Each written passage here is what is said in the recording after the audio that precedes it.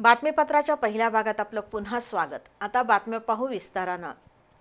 साखरेच्या दरात अचानक झालेली वाढ आणि साखरेच्या आयातीबाबत केंद्र सरकारनं घेतलेल्या निर्णयांचा पश्चिम महाराष्ट्रातील साखर कारखान्यांना फारसा फायदा होणार नाही, अशी प्रतिक्रिया नामदार हसन मुश्रीफ यांनी आज पत्रकार परिषदेत व्यक्त केली।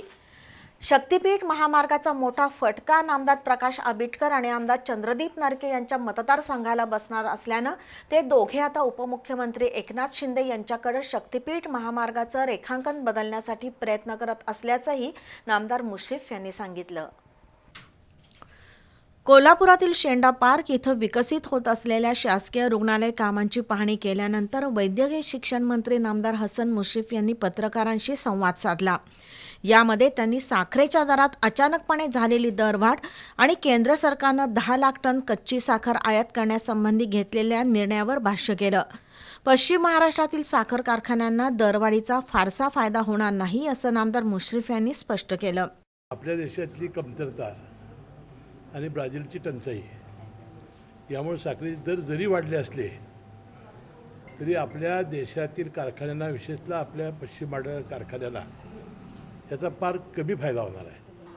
कारण साखरच शिल्लक नाही आमच्याकडं। साखर जर चांगली शिल्लक असती तर मला वाटते 7-8-10 वर्षामध्ये मी त्याचा उल्लेख करत होतो की एकही कारखाना कर्ज कमी झालेला 10 वर्षात दाखवा, याची श्वेतपत्रिका मला काढणार आहे।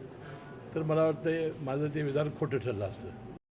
शक्तीपीठ महामार्ग हा मुख्यमंत्री देवेंद्र फडणवीस यांचा ड्रीम प्रोजेक्ट आहे, त्यामुळे हा महामार्ग होणारच। आपल्या कागल विधानसभा मतदारसंघातील 2 गावातून हा महामार्ग जाणार आहे। मात्र या महामार्गाचा मोठा फटका नामदार प्रकाश आबिटकर आणि आमदार चंद्रदीप नरके यांच्या मतदारसंघाला बसणार आहे। त्यामुळे हे दोघे जण आता शक्तीपीठ महामार्गाचं रेखांकन बदलण्यासाठी उपमुख्यमंत्री एकनाथ शिंदे यांच्याकडे प्रयत्न करत असल्याचंही नामदार मुश्रीफ यांनी सांगितलं।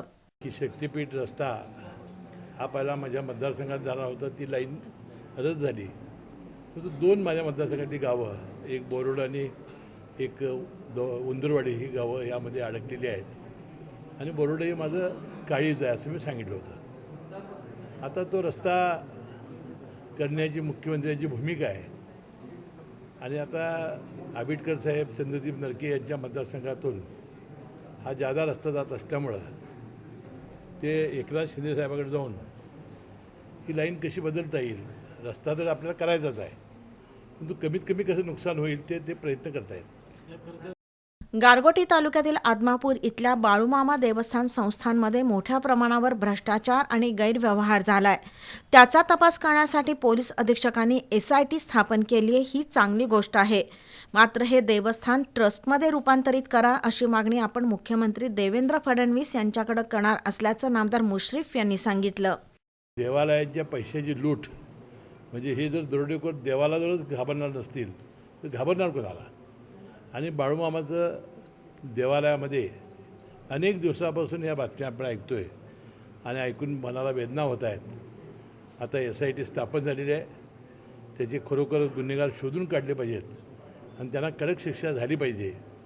त्याशिवाय ज्याप्रमाणे शिर्डी, पंढरपूर, सिद्धिविनायक न्यास आहे तसंच हे ट्रस्ट करावं अशी मी मागणी मुख्यमंत्र्यांच्याकडे केलेली आहे।